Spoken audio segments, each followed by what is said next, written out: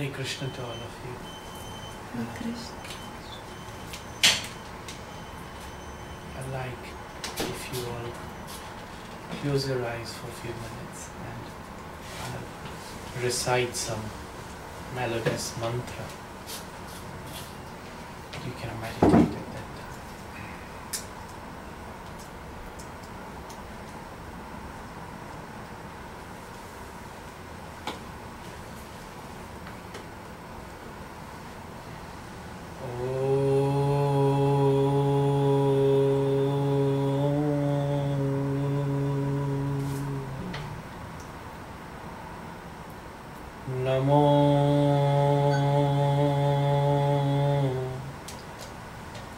भगवते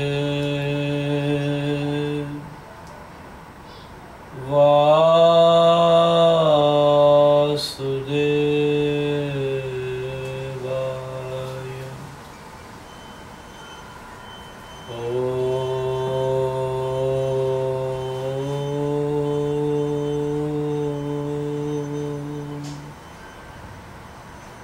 नमो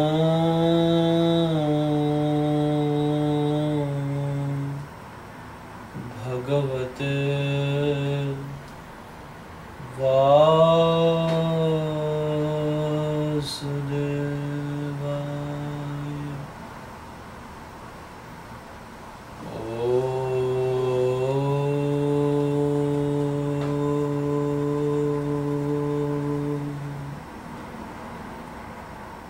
नमो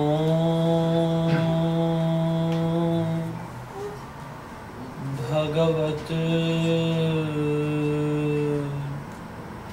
वासुदेवाय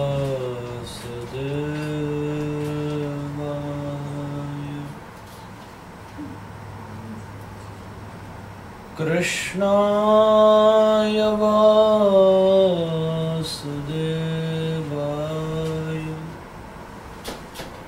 हरये परमात्मने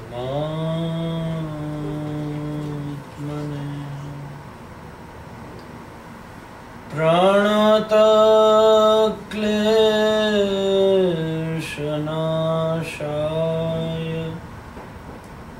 गोविन्दाय नमो नमः।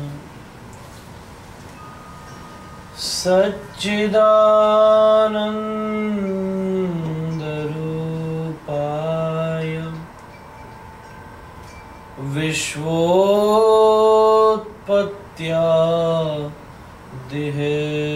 विश्वोत्पत्त्यादिहेतवे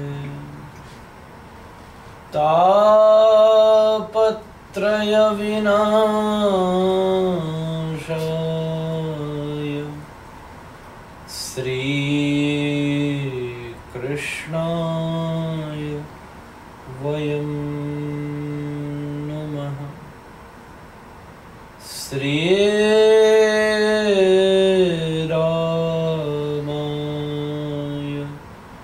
वयं नमः।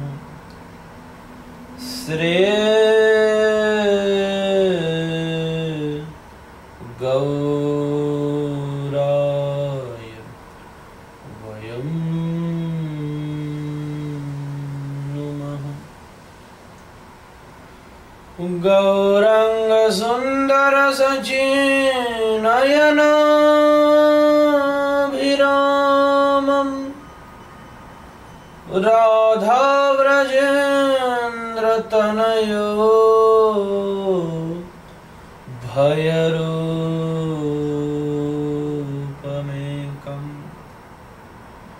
गोपालभट्टकरुणाकृतकृष्णदेहम् तं राधिकारमणमेष्टमीडे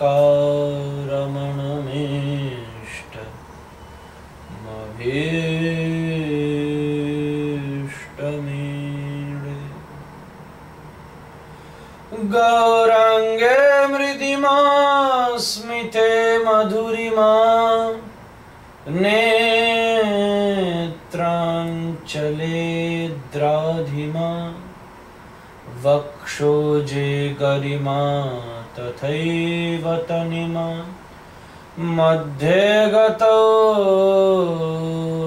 मन्दिमा Shonyam cha prathima bhubo kutilima Vimbadhare sraunima Stri radhe hridite rasena jarima Dhyanestu me gochara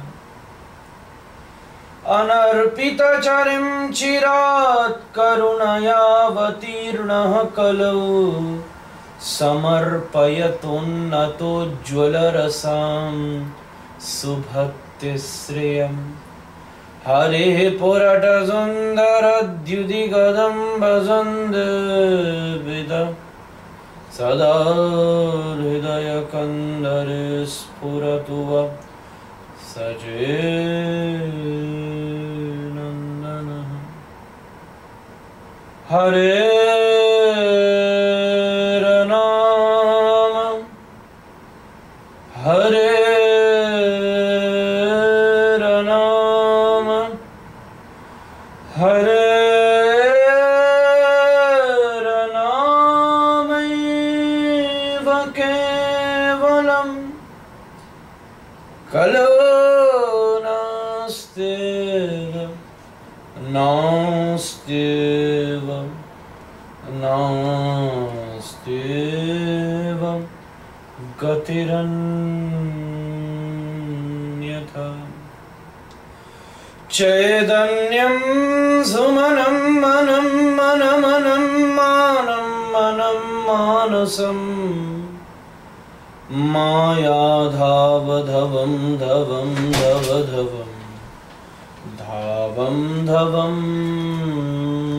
Madhavam Swasa Sara Saram Saram Sarasaram Saram Saram Vasaram Vaikuntha Bhavam Bhavam Bhavam Bhavam Bhavam Shambhavam Hare Krishna Hare Krishna Krishna Krishna Hare Hare Hare Ram Hare Ram Ram Ram Hare Hare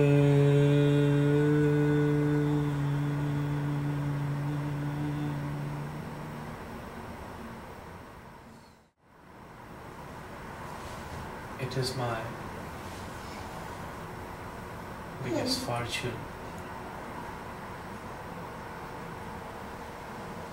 to come to this city first time.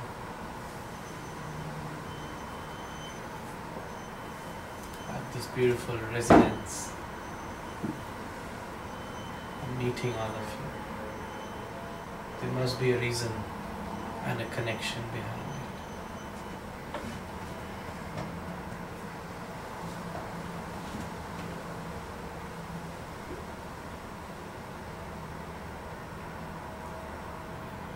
The melodious mantra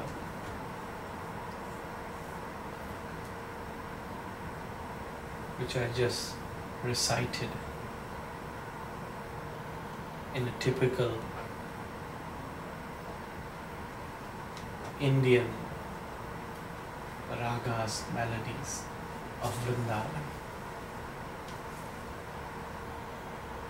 And they are from different scriptures.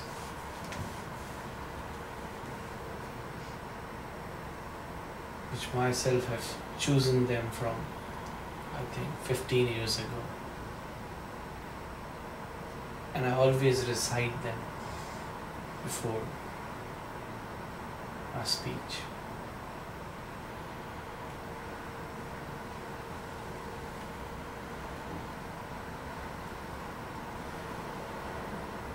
In our ancient Vedic culture, I actually also don't know the topic of this sitting because nobody told me. And he said, whatever you feel like, just say it from your heart. So even I don't know what I'm going to say. Let's see. Something incredible would come out.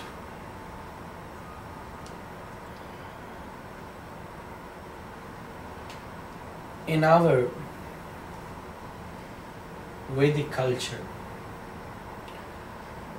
the ancient name of these mantras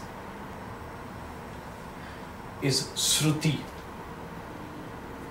The scripture Ved, the mantras of the Ved, they have a specific name. Mantra is actually a generalized name for all kind of melodies. There's mantras in Buddhism also, there's mantras in other religions also, there's mantras in different scriptures also. But the text which are in Vedas, in a general way they are also known as mantras, but they have a specific name. We call them Shruti.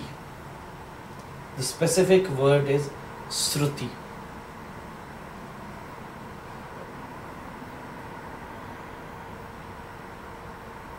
The meaning of Shruti is something which you can hear. The meaning of Shruti is something which you can listen. In the ancient tradition, they never used to write Vedas. One of our enlightened and most elevated sadhu, who is also considered to be as the expansion of Lord, published all these several texts and scriptures from India and popularly known as Krishna Dvaipayana Vyas. But before him, these mantras were existing, but not in a written form.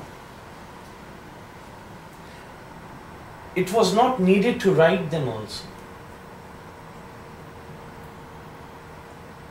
It used to convey and travel from one generation to another generation, or from one person to another person by hearing. So something which you can actually hear is known as Sruti.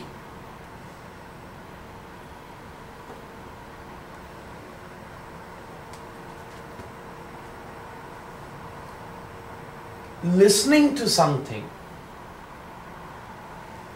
in this philosophy is much more motivating or much more or easy to grasp than even by reading. So our old tradition is you hear it. The strength of your ears are much more than your eyes. I can hear the voice of this traffic which is coming from outside, but I can't see it. I can see all of your faces, but I can't see the curtain which is behind me. You all can see me, but you can't see the face of the person who is sitting behind you. But you can hear from this side also and from that side also. From your left hand side also and from your right hand side also. You can grasp the receptivity by hearing something is much more than by reading also. And one more problem. When you read, after knowledge, you can attain ego, which is the biggest problem. I read it. I got it. I concluded it. I did this research. This is my discovery. I read it. And that actually closes the window of your strength, which helps you to grasp things. If I'm going to tell you some things, then I read it. And I is actually one of the biggest problems. I is always capital, whether you put it in front, in the middle, or at the end. Nowadays, everyone is using many modern gadgets, and I always say this thing. We have iPhone, we have iPad, but we don't know where is I. We lost I. We misunderstood I.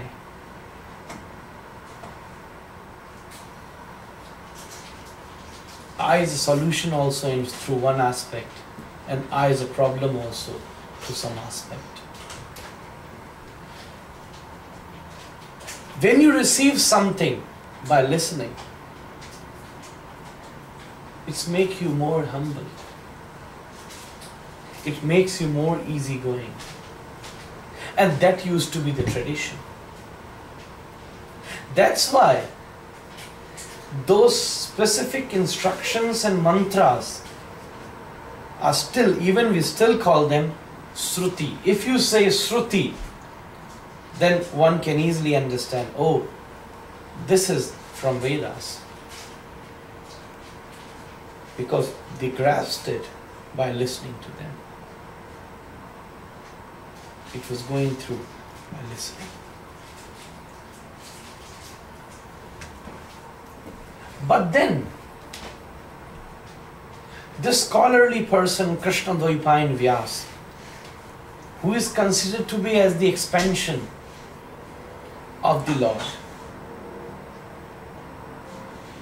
thought, the time is changing. People are actually becoming more dependent on things. And in our Vedic tradition, this is known as the age of Kali. But what is the meaning of age of Kali? There's one verse from Bhagavad Gita which says, Yantra Runhani Mayaya. See, the strength which we have now through gadgets and through machines, we used to have it in our ancient time. If you see the history, they were same. But the problem, you yourself had it by your own mental consciousness, by your own strength of your own consciousness, through your sadhana, through your renunciation, through your austerities. We can watch a live broadcast of some football match, but we need a television. The energy is shifted to a machine. One used to have it too. If you see the stories, if we are familiar with the greatest scripture, Bhagavad Gita, in Bhagavad Gita there is a conversation between Sanjay and Dhritarashtra about this battle which is happening in India, known as Mahabharat. He is actually very far away from that battle. The listener of this scripture is blind. So the same person Krishna Dvaipayan Vyas, who wrote all this text, published all this text, blessed Sanjay with a specific vision so he can see from very far away what's happening there. And he was explaining the same thing to this blind Dhritarashtra. So he had the same ability which we have now. We can watch something very easily. You just need to switch on your television.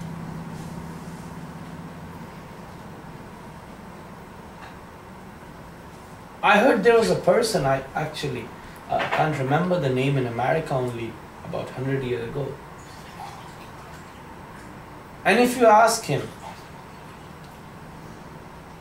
what's happening in San Jose, in this house, he would close his eyes for half minute maybe, or 1 minute. And when he again open his eyes, if you just click the picture of his eyes, just the eyes, and when you print that picture, you can exactly see it's the same thing, that I'm sitting here and you are sitting in front of me. This is even not very long back. This was recent. So the person had the ability. They can easily communicate. They still try with their own mental strength. But that energy shifted to a machine, and which are now became your mobile phone. You can text, you can call, you can communicate. Before that used to be mobile. The communication was still mobile, but you don't need a gadget, you don't need a machine. If you want to capture something, you might have heard many stories of the many scholar people that if they hear something for one time in their life, they can record it. That used to be their own strength, but now it is shifted to these cameras. They can record and they can keep for you for maybe 100 years. So for that, we are dependent on a machine. So slowly the age, this Krishna Dvaipayan Vyas is realizing that this age would come when person would lose his own strength, and that strength would shift to a machine. Before, if you want the same strength, you need to do so much effort. You need to do so much austerities. You have to be very conscious soul. Then you can communicate. Then you can visualize what is happening. Still you can do it, but if you want to visualize what is happening through your television, you don't need to do any austerity. Actually you need to earn some dollars and you will get it. So that strength is now shifted to a machine, and to get a machine or to buy a machine, you need money. So the whole effort is now shifted to money, because if you have the money, then you can buy this camera which will work for you to capture things which one can easily do through your own mental strength in the previous time. Now you need money to actually buy a television, to visualize everything, what is happening in New York, or what is happening in India, or what is happening here and there, which you can easily do before through your own consciousness, through your own energy. So this whole thing shifted to exterior, which was actually inside. Spirituality is a traveling, is a tour of your inner consciousness. Something like here, a sadhu was speaking in between few people in a public, and everything started shaking. Somebody said, "There's an earthquake." Everybody started running here and there, but sadhu was sitting and he just closed his eyes and he sat in the same place. After a few seconds, that earthquake stopped. Everyone gathered again. And one person asked this sadhu, we all ran here and there, but why you were just sitting here? Why didn't you run? Why didn't you save your life? He said, no, I was running also. This person, no, I've seen you. You were just sitting on your seat. You was not running anywhere. He said, no, I was running. Where were you running? He said, you all were running outside. I was running inside. Where you all were going, there was still earthquake. In the washrooms, there were earthquake. In the gardens, there were earthquake. In the escalators, there were earthquake. But where I was running, even earthquake can't enter that place. I was there. A run to inside when you know your own strength. But that actually, Vyasadev, we call him Vyasadev, to Krishna Dvaipayan Vyas, who actually published everything. He realized that this is going to happen. And mandah sumanda matayoh mand bhagya hyupadruta. The whole energy which one can have would shift to a gadget, would shift to a machine. So then he would become so lazy.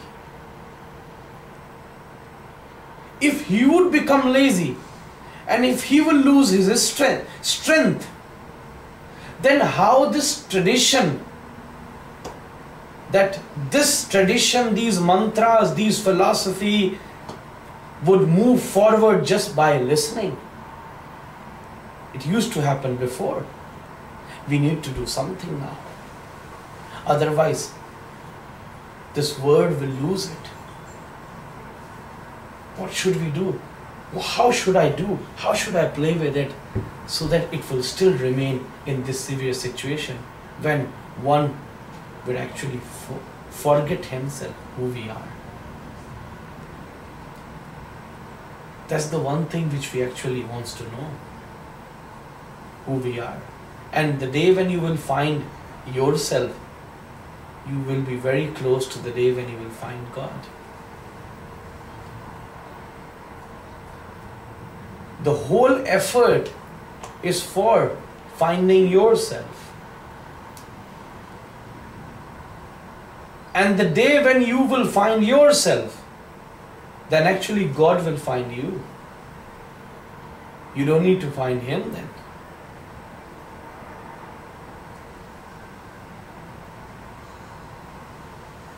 But Vyasadeva have realized everyone will become so lazy when this would shift to something else. Actually, I need to shift this knowledge also now. Then this will only survive in this present world. What should I do? Then he actually wrote the first 4 scriptures, which he heard it also. He explained that philosophy, which he heard from his spiritual master, that used to follow like this. They don't need to write it. They don't need to write and give it to you. If they just say it once, and person can grasp it. There's a very popular story in India. And this was not very old, maybe 150 years old story. There's one scripture which is known as Bhrigu Samhita. This Bhrigu Samhita is related to astrology. What happened? And people thought that if you can understand the calculations which is explained in Bhrigu Samhita, then you can reveal the future. And that can happen. That's not something, if you have strength, then you can do it.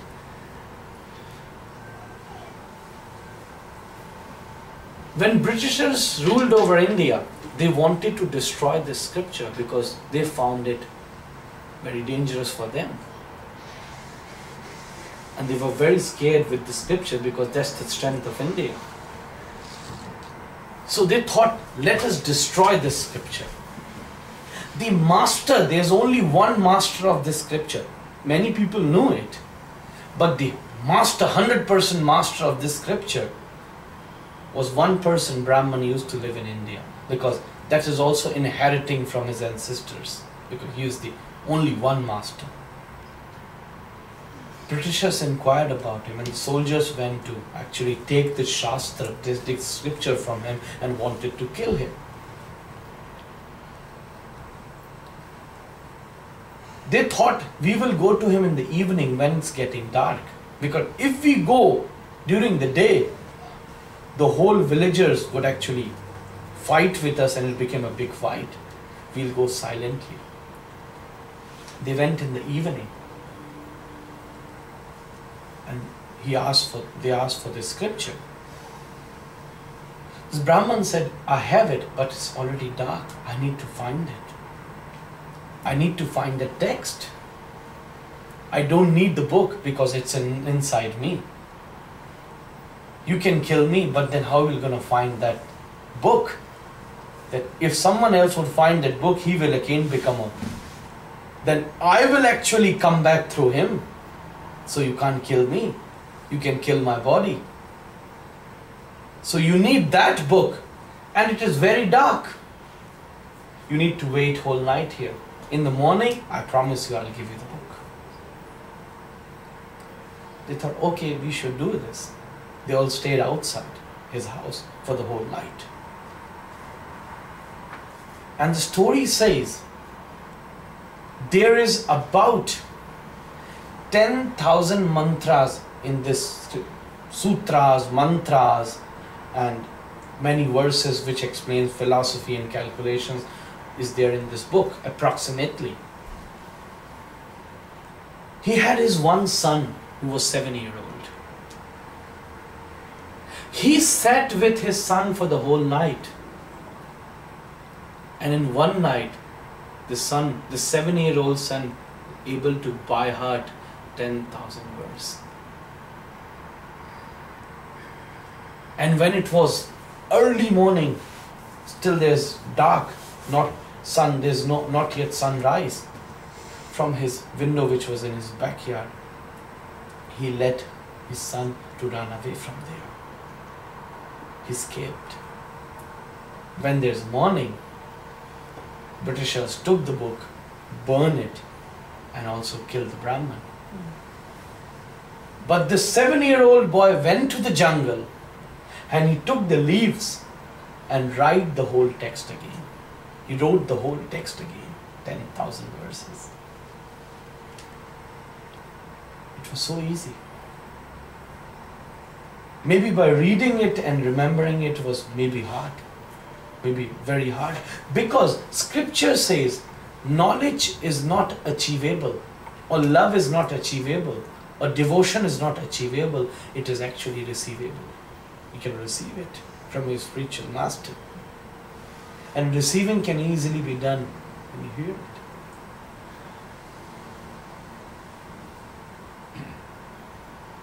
But then Vyasadeva thought, what should I do? Even if you hear it, it is very hard.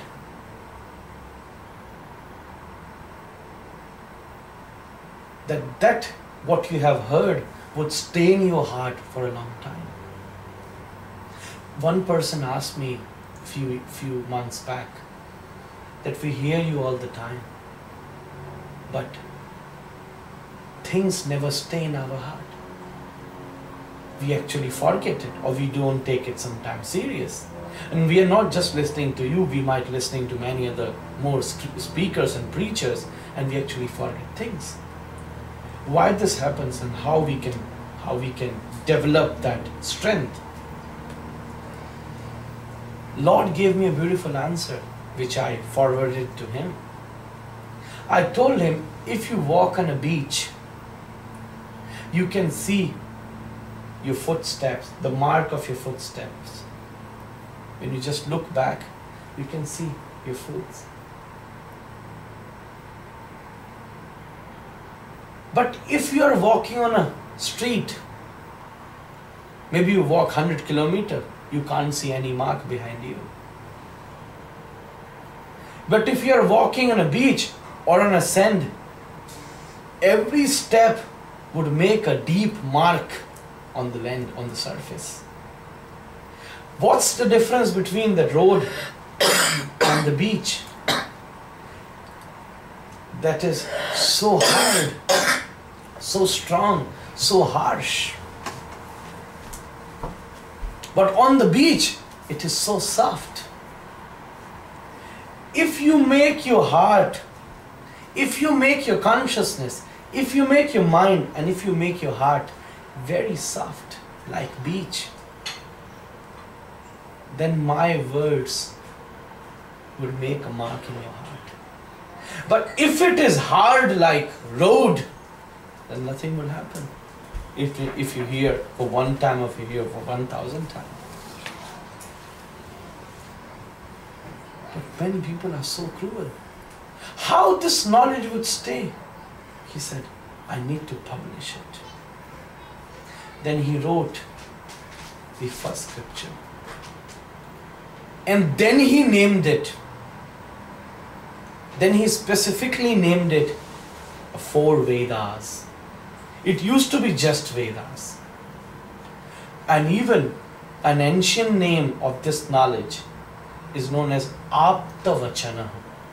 Even before Vedas, it used to be known as Aptavachana, means the divine words. That's it. So he explained those divine words into 4 divine books, which are known as, the first one is Rigveda. Rigveda, Samveda, Yajurveda and Atharvaveda. These are 4 Vedas, which is around 5,000 years.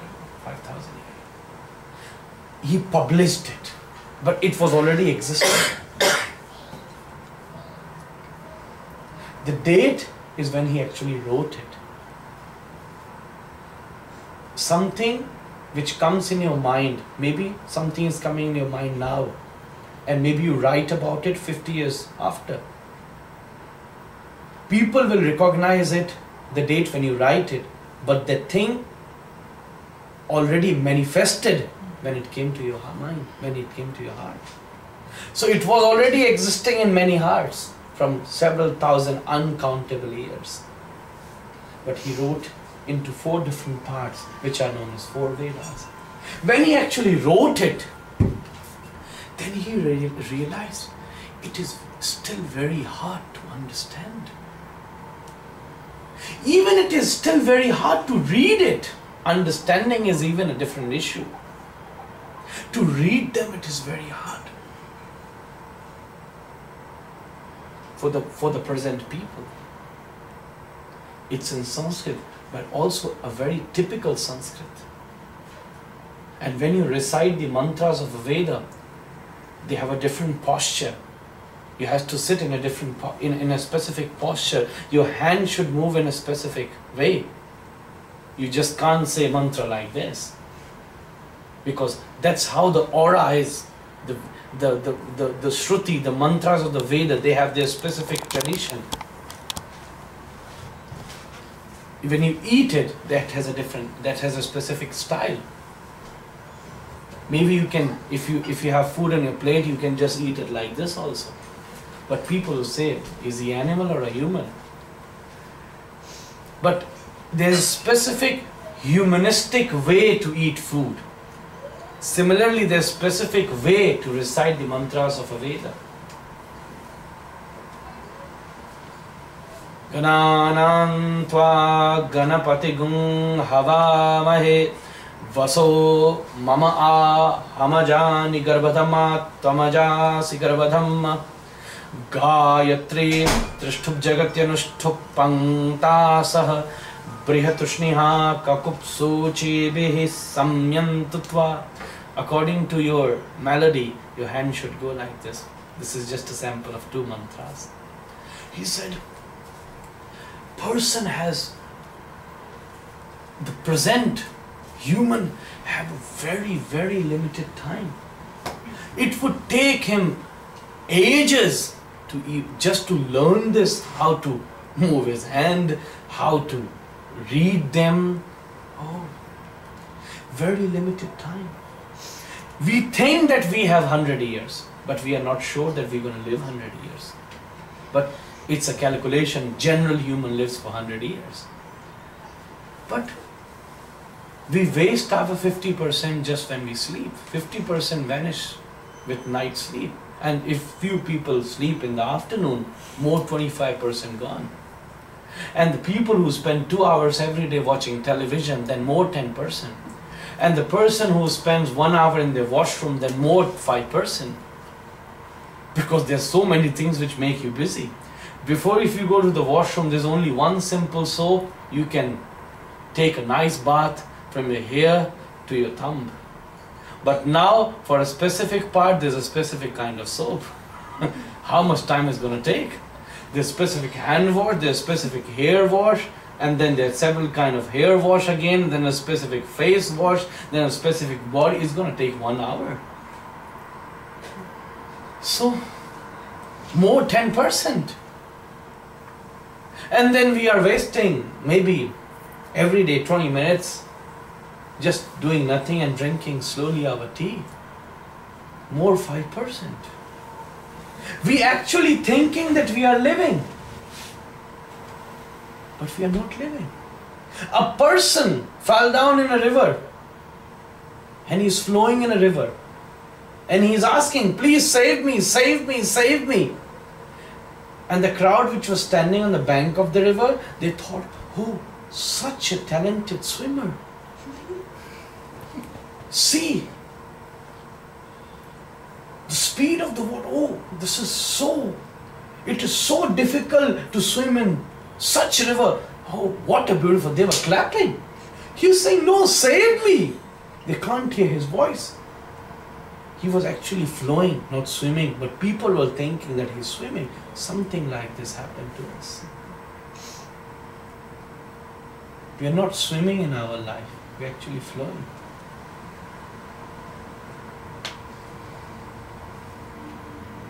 But maybe specific example is this. They drank a lot and they were totally out of the situation. They don't know what's happening. And they sat on a boat. Whole night they sat on a boat. And they wanted that boat, I don't know what we call it in English, that, you know, that stick through which you... Paddle. Yeah, paddle. So they were paddling the boat, I think that's the right word, for the whole night. And they thought we might have crossed this whole city. And they felt they fainted in the middle of the night because they were so drunk. And in the morning, maybe in the midday when they woke up and they found themselves in the boat, and they're thinking that we were paddling our boat for the whole night. We might have went to some other island or maybe somewhere very far away. But in the morning when they woke up, they realized that they were sitting in the boat, but they actually forget to open the rope which was holding the boat with the bank. Something like this is happening with us. A bull at one place, somebody tied him with a rope. And someone asked him, how much you walked today? How much you traveled today? He said, I traveled 50 miles. He said, you might have crossed whole San Jose. He said, no. I didn't went anywhere. I was just going around of that rope, that pillar from where that rope is tightened. So I traveled 50 miles, but I didn't went out anywhere. I was just going round and round at the same place. Something like this is happening. The whole same round every day. Limited time. You think that, oh, it is 40 years now. But even we don't know how this 40 years spent. One thing which I'm listening from everybody's mouth now, the time is rushing. Everyone says the same thing. The time is rushing. Even I feel the same thing. I'm in America from last 20 days and I feel like I'm here from 2 days. Time is rushing. Time is rushing. Because we made so many exterior things which make us busy with those things, and we don't even measure the time. I give an example of several kinds of soap. There are many other things. First it was just a television. Now then, okay, a computer came, but computer has a limitation. Now even more mobile, a laptop came, which even used to be big, so you cannot take it anywhere. But then again a small laptop came, or maybe we call them netbooks, I think. And then even an iPad came, which you can take anywhere. So we make many things which make us busy from outside, and we are not realizing that we are spending our whole life.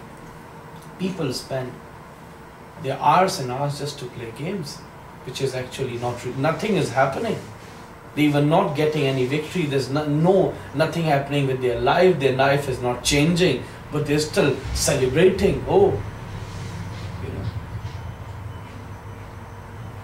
I scored this much in this specific game. But he won consciousness. So he was thinking, everyone has so limited time. They even don't know when their 100 years will go, and even they are not sure that they're going to live for 100 years. And this text is still so huge, and still just the principles are there. What I'm going to do? My whole motive is to make that philosophy simpler and simpler and simpler, so the present person can understand it. Then he thought, what should I write? He wrote Satpat, which is again a different category of the same philosophy. He wrote Upanishads, which is a part of Vedas. Then he wrote this 108 Upanishads. He was trying to make it short and short and short, so that you can easily go through with them. But you cannot make an elephant a small mice. Even if you want to make an elephant smallest, you cannot make it a mice. When he wanted to make these 4 Vedas simple and small, he finished up writing 108 Upanishads. Oh. But then 10 Upanishads are main from them, which consist the whole philosophy from 108. Which namely Katha, Ken, Isha, Chandogya, Brahadaranyaka, Aitara, Taitara, Mandu, Mandukya and Sweta Swatara. These are 10 main Upanishads. I don't know 108. I can't remember their name, but 10 I can. Then think, what should I do? Still the philosophy were going on. He said, it would be still very difficult to understand. Then he thought, let me write Mahabharata, which keep the whole philosophy, but more understandable, because there's a story going on with the philosophy. You have a character, you can make a role model there. This is just like if I give you, see, if you tell a small kid a story, then he can understand the message easily. So a philosophy and a story, it is like a sweet having a medicine inside. A small baby, he was not well, and mother was giving him a tablet. Take this tablet. He don't know, I don't want this tablet. I want a laddu. I want a sweet. This is Indian sweet laddus, like a ball. So I want this laddu. I want this laddu. She went to the doctor. He said, he's not taking this tablet. He just wants laddu. What should I do? Doctor said, don't worry. Put the tablet in the laddu and give him. Then he will eat the tablet. He will eat the laddu and the tablet at the same time. That's what Vyasadeva have done. Because just the depth of the philosophy would be so hard. One can speculate, one can misunderstand. They do not have such time to first read the philosophy, then understand the philosophy, then apply it with your regular daily life. This is gonna be okay. It take your 70 years to understand it, and now when you want to apply it, you have no strength to apply it. Even you need a stick to walk, you need a glasses to see how you can apply it. What should we do? He again in dilemma. To explain the stories of Mahabharata, he wrote 18 Purans, which is more expanding of the stories with the philosophy. Laddu, a sweet with the medicine. He said, this is again so much. I wanted to short it, I wanted to precise it. I wanted to make a small tablet. Just one tablet for all the disease. But I don't know, making this whole clinic of medicine. Thousands of medicine. 4 Vedas and then now 108 Upanishads and then now 18 Purans and then Satpat and then Brahman Grantha and then Uttar Mimansa and then Lakshana Grantha. Uncountable things. What should I do? Then he actually finished, because when the Vedas are the 4 Vedas are the original text which people used to know. There's original text. That's not the explanation. Vyasadev's explanation. That's not the Vyasadeva explanation. Just like, okay, you get a tablet from a pharmacy, and then if you want to give it to your baby, or if you want to give it to your son who is 5-year-old, and the tablet is bitter, what mother does, my mother used to do it with me, she used to mix that tablet with honey and then give it to them. So till Vedas is original tablet. The honey is not yet mixed. If you are mature, if you are conscious, if you are enlightened, if you have that ability to grasp, just like adults can do, adults don't need to add honey. They can just swell the tablet. If you are at that level, you can just swell the Vedas. But it's very hard to find someone who can swell that hard tablet. So Vedas are the original text. Now he added honey, which are 2 separate explanations of those 4 Vedas. One is Vedanta, or we call them Brahma Sutras. And another was 108 Upanishads. But tablet is of this size. When you add honey, then your medicine will become half of the cup.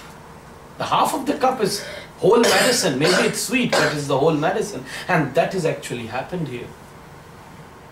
The 4 Vedas, but when he had the explanations, the realizations, making it more sweet to understand, it became 108 Vedas and Brahma Sutras and Vedanta. He said, now what should I do? He was keep on writing.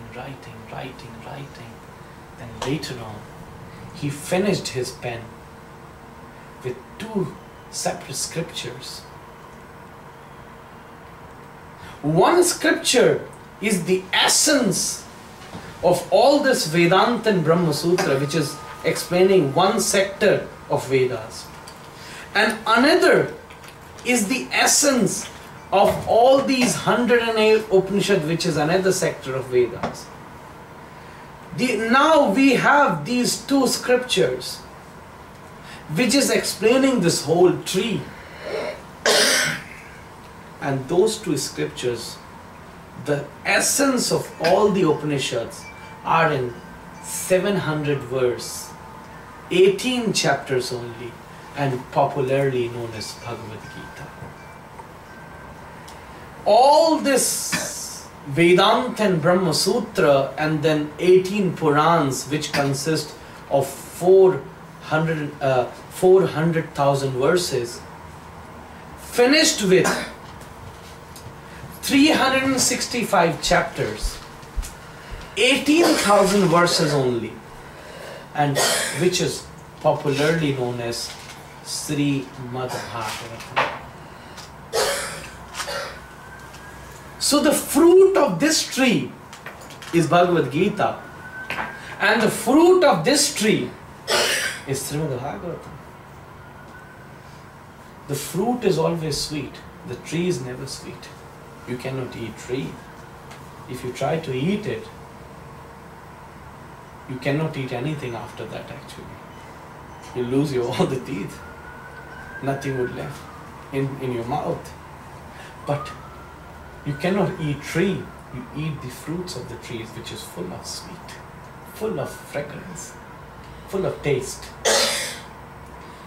These two fruits which Vyasadeva have given is explaining those whole philosophy which was traveling from one person to another person, from one generation to another generation, just by hearing, just by listening, just by listening. It's coming to my ears, then it's flowing from my mouth, and then it's going to your ear, and from ear to mouth, it first goes to the heart.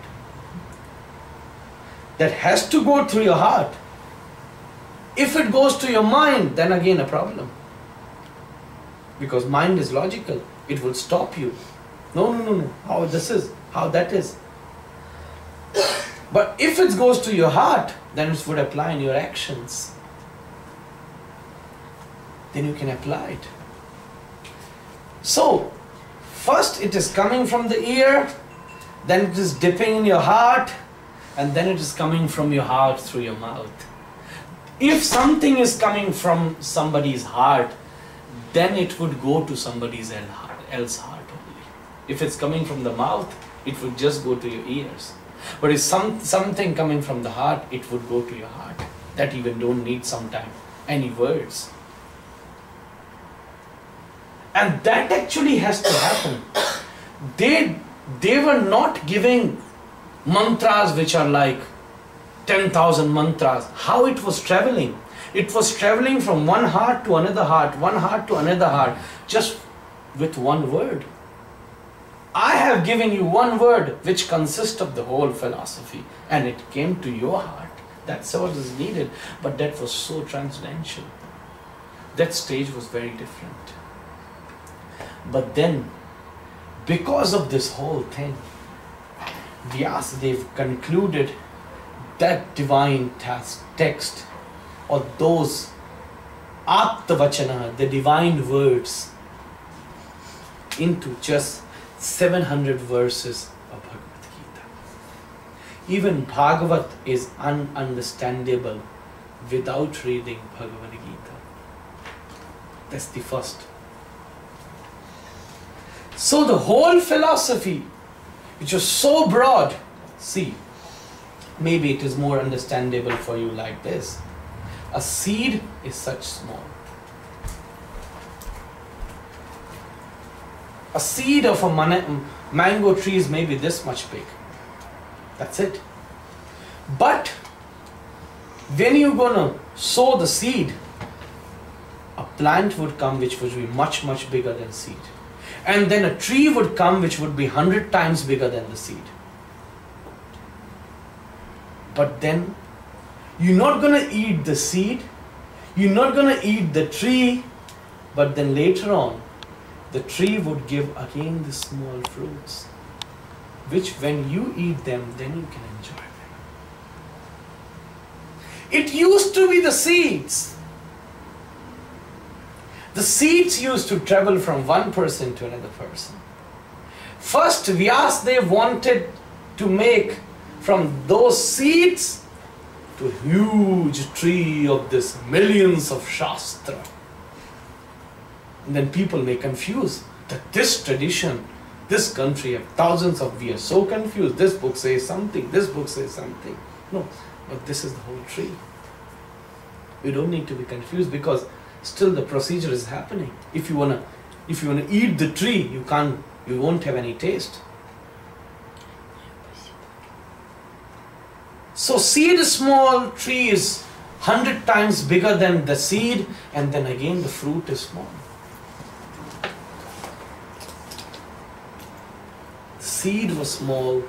The explanation of the scripture, 4 Vedas, 18 Purans, 108 Upanishads, then Yoga Sutras, Patanjali Yoga Sutras, then Kanad Yoga Sutras, Sankhya Sutras, then Kapila Sankhya Sutras, then Purva Mimamsa, then Uttara Mimamsa, then Brahmana Grantha, then Lakshana Grantha.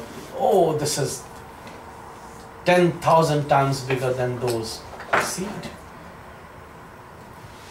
which used to be just one word. And that one word also have many different point of views to say. Few says that one word just used to be Om. That another word, but from Vaishnava philosophy, then that one word used to be clean. Now the third, but there is one seed, they are already there. The seed is small, then it became all the big explanation. Then after becoming that big explanation, you cannot eat the whole tree. Then Vyasadeva give you this beautiful fruit of Bhagavad Gita, which has sweet pulp, beautiful fragrance, lovely taste, and again a new seed. Through that seed, what is that seed? Through your own wisdom, you can make the explanation of that specific, the commentary of that Bhagavad Gita. The purport, if you read Prabhupada's Bhagavad Gita, there's a purport, there's an explanation. If you ask me to explain Bhagavad Gita, I would explain in my way. Maybe the philosophy would be same, but the explanation would be different. If I will ask you to explain, you were explaining in a different way. Those different ways which is giving you a new tree and a new fruit, that is in that specific spatial mango fruit, Nigama Kalpataror Galitam Phalam, which Vyasadeva have given. So that's how this thing has created, which contains the whole philosophy of the whole tradition, the whole philosophy of spirituality. Not the philosophy of religion. Religion is one aspect. The book of spirituality, which more tells about you. Srimad Bhagavatam is telling about Lord. From here I started my lecture. You need to know yourself. Gita is telling about you. Who are you? Who you are? What you can achieve. This is karma. This is jnana. This is prema. This is that yoga. This is that yoga. This is jnana yoga. This is vairagya yoga. This is purushottam yoga. This is bhakti yoga. This is jnana vijnana yoga. This is sankhya yoga. 18 different yogas. Every chapter is a yoga. I always say, not every chapter is a yoga. Actually, every word of Bhagavad Gita is a yoga. Yoga means developing a connection. There's 1,000 definitions of yoga, but one definition is, we all are doing yoga. Invisibly, we are connected. I'm speaking, you are listening, but actually you are also speaking. And what you are speaking, not from your words, from your heart, and which is reflecting from your eyes, which I am listening and I am speaking. So I am reading and I am speaking, and you are reading and you are listening, and you are also speaking and I am also listening. This whole yoga is going on. Every word is a yoga, which is giving you this divine knowledge. But then it is needed to publish because of our downfall of this consciousness. State of depending on things. But by reading it, there's a seed. To sow a seed, you need a land, a fertile land. If you read it and read it and read it, you will have a seed which you can sow in your heart. And a realization, a tree of realization would develop in the heart, which would give you a fruit of meeting with that Almighty. He gave you exterior fruit. With that exterior fruit, you can develop an interior fruit. From outside to inside. And then from inside, when you will come to outside, the whole outside would be something else. That's the whole thing. And I salute these 700 verses, which have changed many lives. Very simple, easy understanding, and real, easy to practice, which can make your meditation even when you are walking, which can make your meditation when even you are shopping, which can make your meditation when you are watching a television. Now a meditation with a specific posture with closing eyes, when you close your eyes. But that should become like a perfume which can flow anywhere, like a fragrance which can flow, where you can meditate when your eyes is open also. Why just meditation when you are closing your eyes? When you are open, this is a meditation which is going on. With eye opened. All of our eyes are open. But we are doing a meditation. Meditation takes you inside. And with the opened eyes, you are going all your inside through this world. You are traveling through this world. You are going inside through your ears. Which can make you a meditative.